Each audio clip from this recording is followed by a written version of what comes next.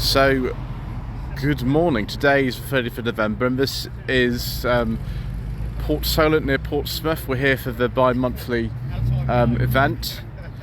As you can see, with the Sunny is next to what might possibly be my favourite car of the entire year, this 1991 Toyota Supra Turbo. I've been looking recently through the list of cars I've driven this year. I've driven quite a lot, and we're trying to narrow it down as to what the top 10 best ones were, and this is definitely in there. So this car is done, I think it's just over 50,000 miles. It's an automatic. It was one owner from new until quite recently. It's owned by Steve, who is a Toyota specialist at Harrington Autos at Farlington, which isn't too far from here. I've driven, this is the third one of his I've driven. He's got another one for me at some point, but that is absolutely fantastic. Next to it, we've got something really special. This is an EE80 Corolla. I've never seen an EE80 before. This is a 1.3 liftback. It's a GL from 85-86. We're commenting when looking at this, but actually this looks really similar to an N13 Sunny, although these came out in 1982. So who copies who, I couldn't possibly say. The gentleman who owns this, he said it's only done about the same mileage as my Sunny. It's about 87,000 miles, I think. And the rear panel on this, you can't see it too well from here, but that is a little bit damaged, and apparently he wants to replace it. But those are very difficult to find. The liftback ones of these are very rare. There was a 3-door hatch, 5-door liftback, a saloon, and then there was a 3-door coupe, which is what most of you will be familiar with in this generation of Corolla, which is of course the AE86 or Sprinter Tureno with the pop-up headlamps, or this Corolla GT. But this is an EE80 and I am delighted to see this. That is fantastic. Next you've got a GT86, which is from the mid-2010s this will be. They came out in 2012. Was it slightly after that, so this has got a personal plate on it. I'd also like to have a go at one of these. It'd be good fun, wouldn't it? Hello to Copperberg_GT86 on Instagram.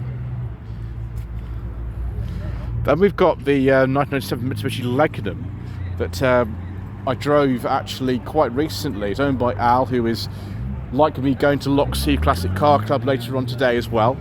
I really enjoyed this. Unfortunately, somebody decided to reverse into it, which I don't think he's very happy about, but never mind. You can't actually see it from here, which is good. That was a good, fun car to drive. And also, this looks like a good, fun car to drive. A Nissan 200SX. This is the final generation that was offered over here. Facelifted one. I think this is an S14 from memory. Hello to Not So Nissan on Instagram. I really like these. Of course, these were used in a series we won't talk much about called the New Professionals in the late 90s, which is probably the best thing about that show, to be honest. Don't ask me to talk about it too much. I get kind of angry when I talk about that being a fan of the original series from the 70s and 80s. Next, you've got a Nissan Skyline, because of course we have. Hello to Datsun_Ron on Instagram. These are really expensive now, these things. They were expensive when they were new. Now, particularly being one of these R34s, goodness knows what that's worth. And something else that's expensive. It's one of these, I think this is just called a RRX STI. I don't think it was called an Impreza by then. These were sold in quite small numbers when they were new. I mean, they're worth a lot of money. I've seen these change hands for serious money at classic car auctions now. Maybe not very old. That's probably like 2017 or something. Next, we've got something else from Nissan. We've got this K10 Micra 1 litre NS, 19 to 1991 registration. The LS was sort of at the bottom of the range, really. So this might originally had a 1 litre engine, but 1 litres are very slow. I drove one about 4 years ago, 1 litre LS from 1989. Final facelift like this one, and it wasn't the fastest thing I've ever driven to use. Next, we've got something a bit faster, a Supra, or GR Supra, technically these are called. I drove one. It was I think a 6-cylinder manual in 2022, and my goodness me, it was quick. Really quick. A lot of them are automatics though. It's the same platform as a BMW Z4. Unfortunately, you can't buy these over here anymore. It's not possible to get them, which is, well, a shame, viewers, because we quite like these. We like these quite a lot.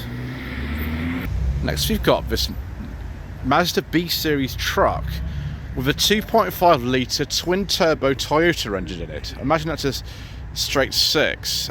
What that's out of, I don't know, but I'm delighted to see this. That looks crazy. That will be a bit quicker than the standard engine that would have gone into here, I reckon.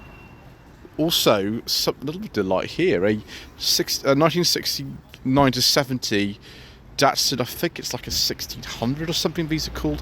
They're basically like a Bluebird, which was what I'd say. This is left-hand drive, so that'll be from, I don't know, America maybe from the continent, I'm not sure.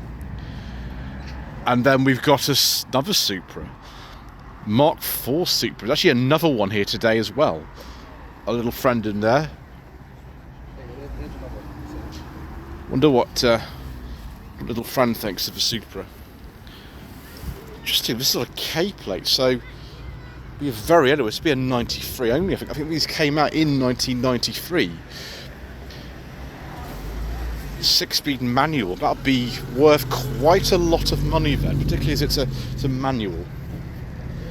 Next we've got a Skyline GTS. Even if it's a GTS, it'll still be quite valuable, I think. Hello to that_bagged_Miata on Instagram. So R33 GTS. Oh, and another 200SX, another final facelift thing. Facelift occurred, I think, 1997 from memory. This could be 98 though. Nice colour, I like it. Not 100% sure about these wheels, but that is nice. Very much like the S14s. And then a Hawkeye Subaru Impreza WRX STI with the gold wheels. Problem with these is, well, the engines tend to be a little bit on the unreliable side. That tends to be a problem, unfortunately. This one, though, looks absolutely immaculate. I don't know about the spoiler here, but that was, I think, more sort of standard looking. And then we've got a GTR. I have driven one of these. I drove it on a track a few years ago. I wasn't allowed to film it. These are one of the most capable cars that I've ever driven in my entire life. Huge amounts of power. I think the engines are hand built in these. Just bonkers things, really, these. Now let's move on to the Porsche section. Very sort of extrovert colour. That one's a bit more subtle. Did he? I don't know if I can afford anything in this road here. It's just a thing. These are very expensive cars. The 718 Cayman, be very new. Then this Carrera 4, I think this is a 991 from memory. Could be wrong. I'm wrong about so many things. I think so.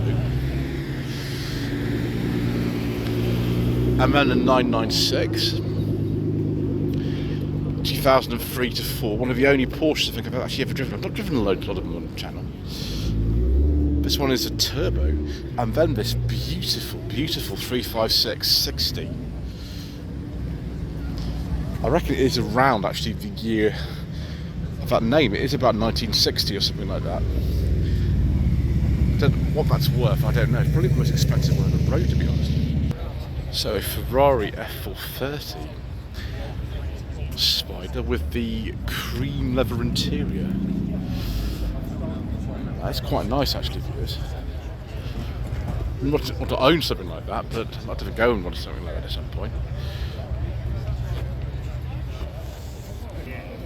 Someone spent some time cleaning this Audi R8. It is very cold today, viewers. I had ice on the inside of the windscreen of the Sunny, which wasn't my favourite thing, really. Ooh, a Maserati. Problem with Maseratis, I always forget what they're called. Ooh. It's got a beige leather interior, viewers. A Gran Turismo S with a beige leather interior. I'd certainly want to have a go in that. I do like a nice beige leather interior, viewers, but do I like this Lancia Delta HF Integrale even more? I don't know. 88, 89 on an F. It's before the Evos and things. The HF turbos, I think, in this country you could get in right-hand drive. The Integrales, I don't think so. Still got this sort of very 80s interior, which continues sort of until the end, I think. The last Evolution versions of the Integrale were made in 1995. That is really nice. That'll be worth a lot of money, actually. Oh, the Lotus Esprit from 2003. I think we've seen these before, actually. I'd always forgotten whenever I saw this that they made these as late as that, and actually right until the end it's still got the pop-up headlamps. They didn't actually have to put fixed headlamps in there, so I don't know how they got away with that, but there we go. From 2003, I think they finished in 2004, the Esprit. Then we've got this Escort, it has Saint plates on it.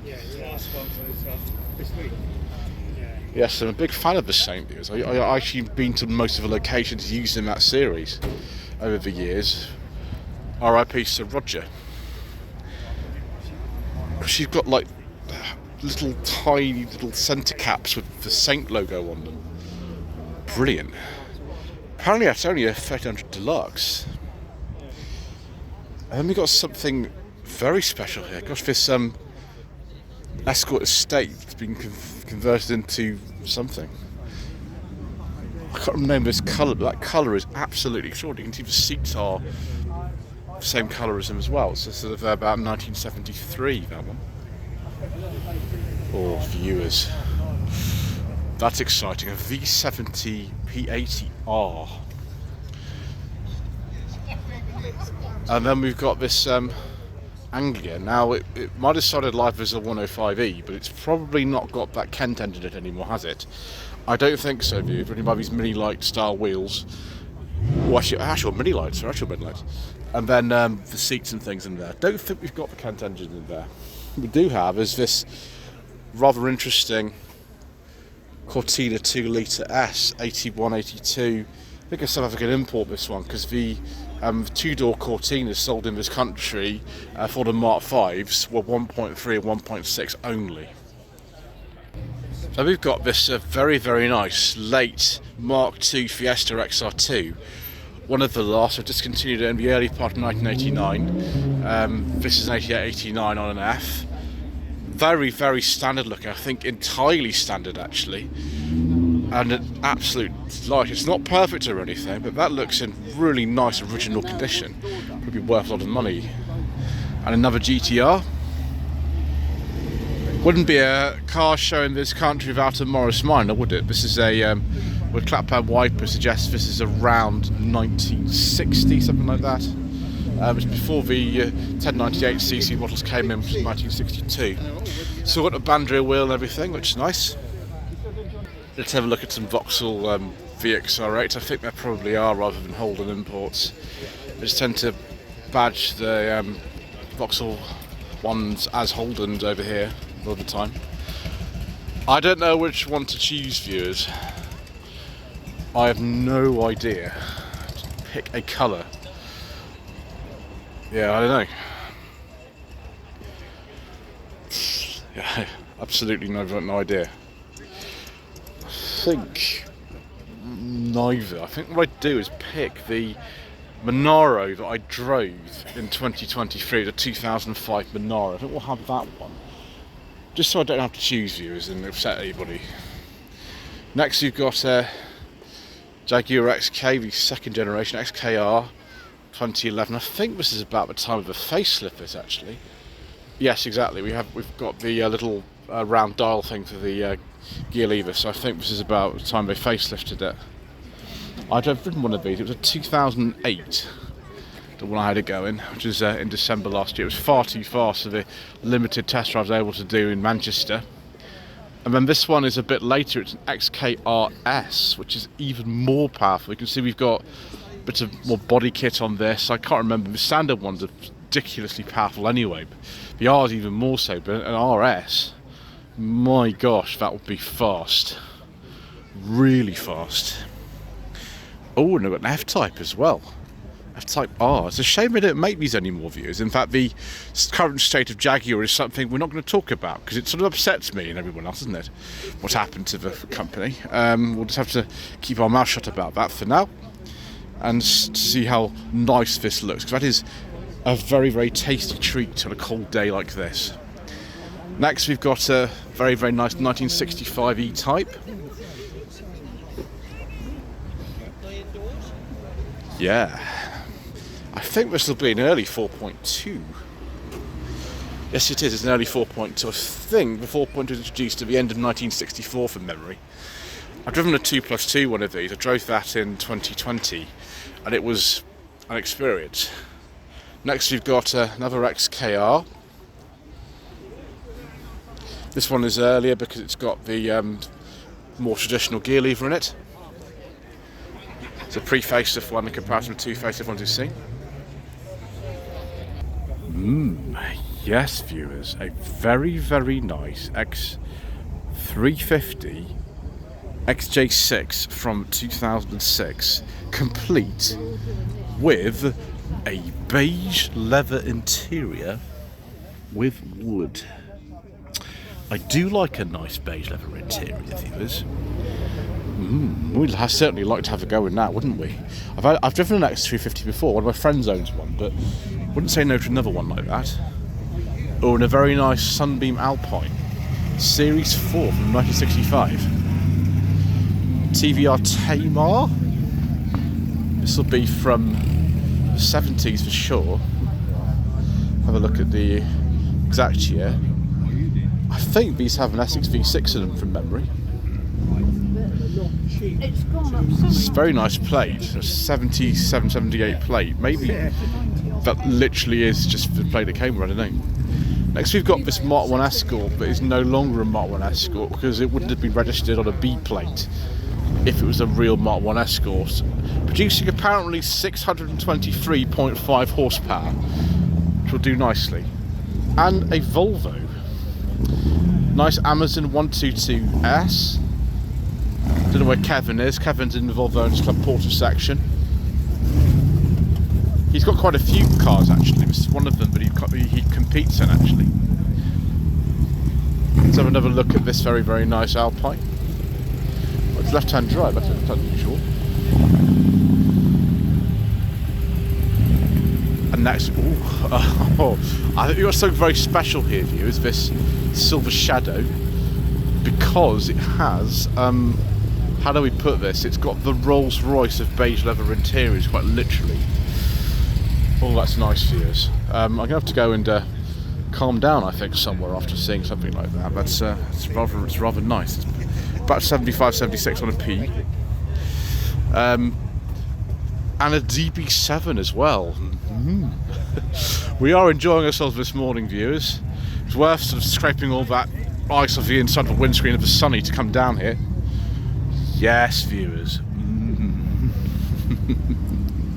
Yes, please. A DB7 Vantage. I think that means it's a V12. It's one of the later ones. Originally, these had a 3.2 inline supercharged six-cylinder. Still got those Mazda 323 door handles though, but that's fine because I like Mazda 323. So another XKR, another pre-facelift second generation one. Is that a beige leather interior, viewers? I can better take a look. I'm not sure we'll have any wood on this. Not all of these came with wood. This one does though. Another beige leather interior with wood. And a Vauxhall VX220. Excellent. I filmed one of these earlier this year, but I wasn't allowed to drive it, which was a bit of a shame really, because we did enjoy that. And next we've got this Series 2 E-Type, 68, 69 registration on a G. Very nice. I've driven a Series 1 and a Series 3, unfortunately not a Series 2. And then a very nice rubber P4, P400. That's in beautiful condition. Be about 1960, something like that. Oh gosh, and another beige leather interior. Oh, focus, there we go, that's better. I drove one of these about 4 years ago actually. They're actually not that expensive, they're surprisingly cheap to buy for some reason. And then a Morgan Plus 4. Being one of the modern ones. Now it's very, very hard to date Morgans, so they kind of look very similar. Is there actually any room in the back? Not really, no. Not particularly. I mean, that's your quadriplegic or something. Interesting. And a McLaren 720S, about which I know absolutely nothing. I mean, it looks nice and sleek and fast. That's all I can really tell you. How about another Mark IV Supra? This one's actually on the standard wheels these came on. I don't know if it's an imported one or not. We've got the square plate, so possibly it is imported. It'll be about 93, 94 on an L. So as an automatic. Automatics are still valuable, so they're worth a bit less than the manuals.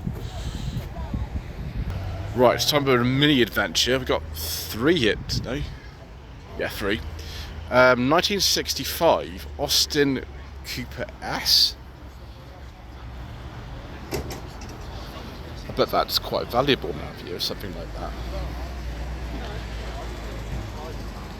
Then we've got something, this is from the early 90s, this, 92, 93. This is with a catalytic converter then, which came in January 93.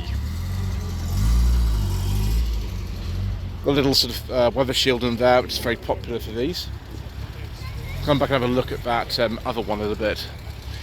And a 1275 GT. Now these are becoming quite popular now. They were neglected for quite a while because they had less power than the Coopers that they eventually replaced, although they were sold alongside the Coopers for a bit. This one's a 1978-79 on a T.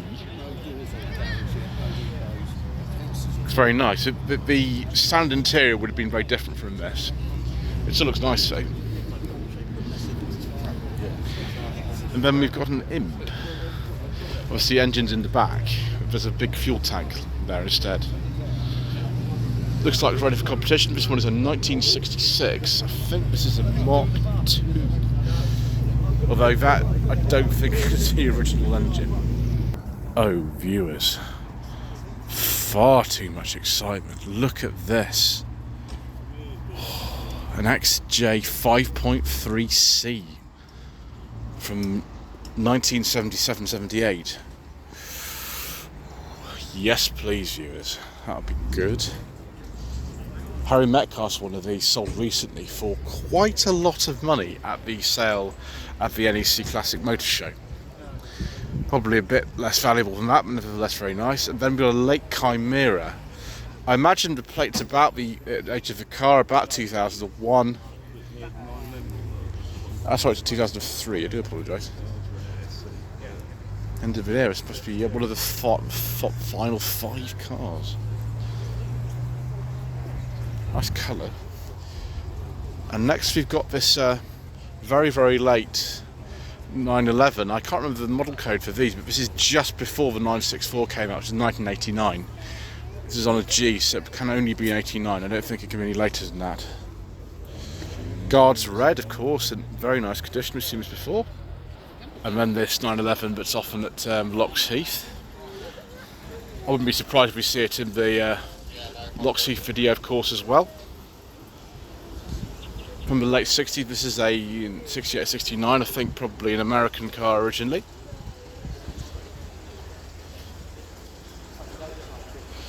Sort of going for the rat look really with that sort of paint. And next a P80 Volvo V70R. These are absolutely and utterly delightful. Personally, I'd prefer maybe a standard, I don't know, 2.4 turbo or something. This is a 1998.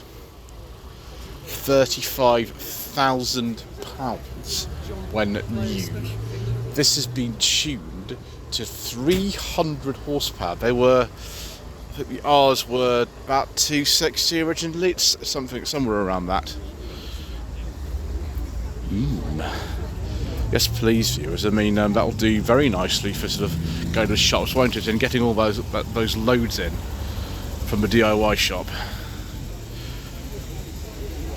Next, we've got this TR7.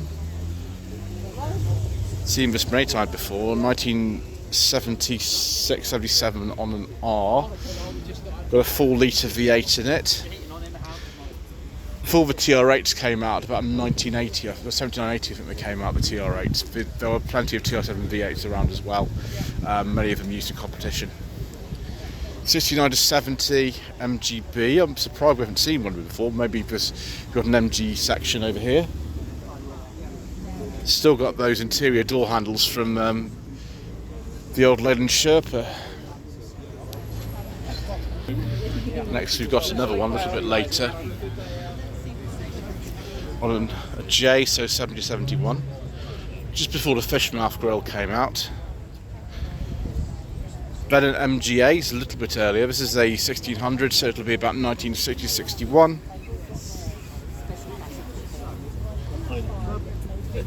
Such an attractive car, though. Personally, though, I prefer this Rover Tomcat. This is a later one with a K series in it. 1997-1998 on an R, with a beige leather interior. Yes, please, viewers. I've driven a couple of Tomcats. Of course, Mr. Richardson Furious Driving owns one. I have driven that one back in the distant past. That is Tahiti Blue.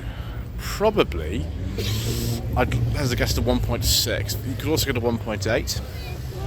What on earth is this? I have no idea. I presume it's an MK. It looks like a Caterham 7, but who knows? This actually is a 7, but don't think it's a Lotus one. I think it's something else. Yeah, it's a low cost, which was another sort of variation of cars that looked like a Lotus 7. That one is from the late 60s actually, 68, 69 and G. And then the thing we saw at Loxley Classic Car Club last time we went, this beautiful facelifted Mark III Cavalier 4x4 Turbo. Now, we like these very much, viewers. I mean, my preference would be a 2.5 CDX saloon in green with a beige leather interior, but this will do very nicely, won't it? I think it's got a red top in it. Very nice. Then we've got this modified Rover P6, which looks rather quick. Yes. The bodywork certainly does look very interesting. It's got a 4.6 V8 in it, which would have been originally a 3.5 in the standard ones. Very nice. 7172 on a K. Right, viewers, I think that's it for part 1. Thank you ever so much indeed once again for watching. Please don't forget to subscribe to the channel, like this video, comment below, which will see you in the next part for some more incorrect information.